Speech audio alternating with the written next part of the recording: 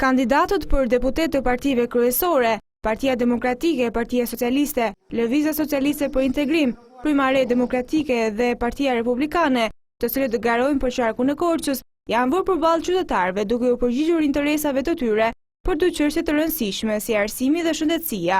Aktiviteti është organizuar nga Komiteti i Helsinkit në ambientet e bibliotekës në Korçë, ndërkohë që kandidatët kanë shpalosur programin e tyre, si dhe u janë përgjigjur pyetjeve për decentralizimin e arsimit, pajisjet mjekësore, medikamentet e tjerë. Çështja e parë është mbështetur tek arsimi, ku ka patur një përplasje mes kandidatës së Partisë Socialiste Olta Xhaçka dhe asaj të Partisë Demokratike Elena Çiriçi. Sipas së Xhaçkës, që arsimi të ecë përpara duhet të largohen nga militantizmi politik, çka është hedhur poshtë nga Çiriçi, e cila ka deklaruar se një gjë e tillë nuk ekziston.